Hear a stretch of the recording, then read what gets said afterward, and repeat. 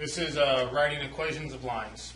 Okay, so we're going to cover two examples, but I'm going to cover them two different ways so that you can see. All depends on how you think about it. So we've learned three forms of lines. Actually, we've learned two. We've learned slope, intercept, and standard form. The third one is point slope form. Okay, so this is a new one, and here's what it looks like. It's y minus y1 equals m parentheses x minus x1. And again, that means that we would have to, if we know this number, distribute them in because that's parentheses, right? And there's a real quick note here. It says use when given or you have at least 1 point and the slope. And that's exactly what it has here. Remember, m is slope, and x1 and y1 are always used whenever you have a point. Okay, so that would be when you have 1 point. That's why there's the sub 1, and the m is the slope.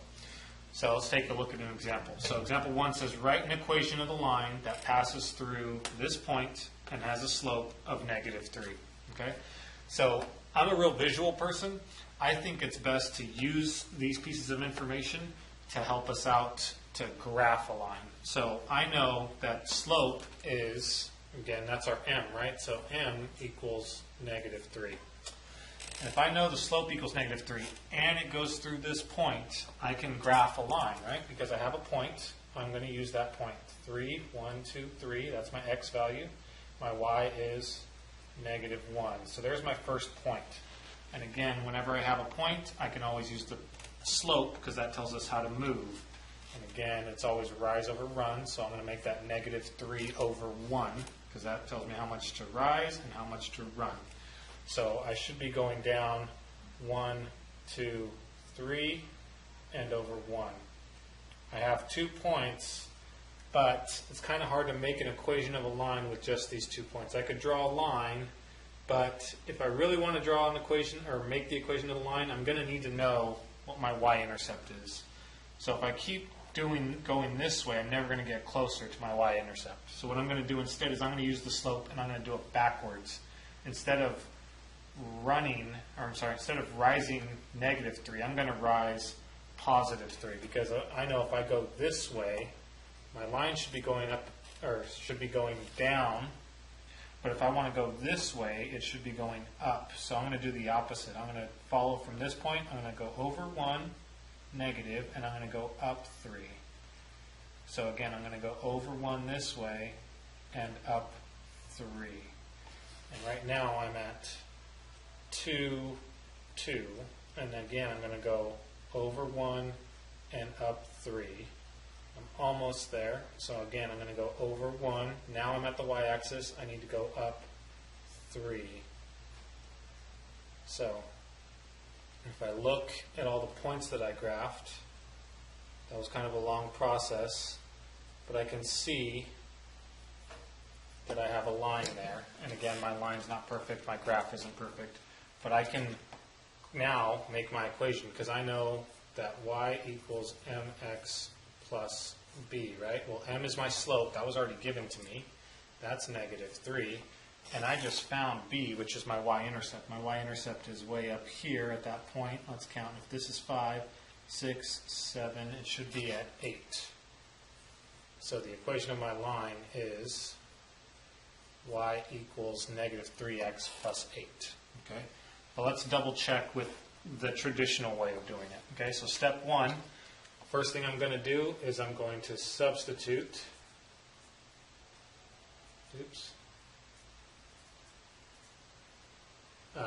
the values in. And I'm going to use my equation y minus y1 equals m times x minus x1. Okay? So let's substitute them in. I know my point is right here. Here's my x1, and here's my y1. I'm just going to plug them in. So I have y minus, my y1 is -1, and x minus, my x1 is 3. I also know my m. My m was -3.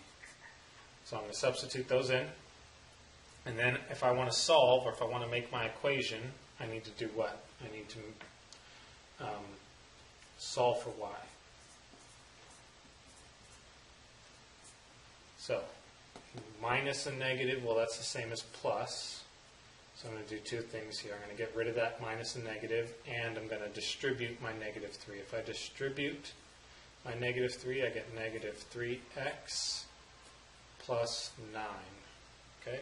Now if I solve for y, all I have to do is subtract 1. I get y equals negative 3x plus 8. 2 says write an equation of the line that passes through this point and this point. So again, I have to think.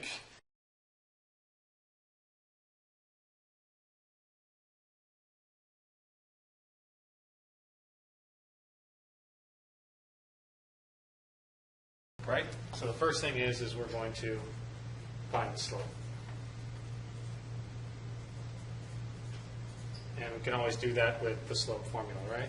M equals y2, in this case it's negative 1, minus y1, which is negative 3, over x2, which is 2, minus x1, which is negative 2. Well, here again we have negative and negative, that becomes positive. Here we have negative and negative, so that becomes positive. So negative 1 plus 3, that's positive 2. 2 plus 2 is 4. What's 2 over 4 reduced to? Well, that's 1/2. So my m is 1/2. Okay, step 2, now that we have the slope, now we can substitute in. Now we have the slope and we have 2 points. So again, it doesn't matter which points we use can use either points. It will always work. But we're going to substitute in our values into our slope, into our point slope form. So y minus, and I get to choose. I can either choose this point or I can choose this point. I like these values better, so I'm going to use this one. Y minus y1 is negative 1 equals, and m, we just said, is 1/2, x minus x1. x1 is going to be 2. And I know this was my x2 and my y2 when I did it up here, but again, it doesn't matter which points we use either one. Okay? So here's my equation, and again, step 3, I'm going to solve for y. So now that I have values in, well, again, this becomes plus plus, and I'm going to distribute. So really, I have y plus 1 equals 1/2 x minus 1/2 times negative 2. Well, that's the same as, negative 1. It's cutting that number in half. And now I'm going to subtract 1 from both sides to get y by itself. Y equals 1/2 x. Those are not like terms, so I can't do anything there, but negative 1 minus 1 is negative 2. So here's my equation. I did it that way first. Now let's see if I can do it with just a graph, see if this is any faster. So negative 2, negative 3, that's my first point. So starting at the origin, I move negative 2 on my x, and then I move negative 3 on my y, and I plot my first point. And then the second point is 2, negative 1. So I'm going to find 2 and negative 1. There's my second point. Okay? So now I'm going to find the slope just by calculating with these 2 points. Well, from this point to this point, I move 1, 2. I move 2 up. My rise is 2.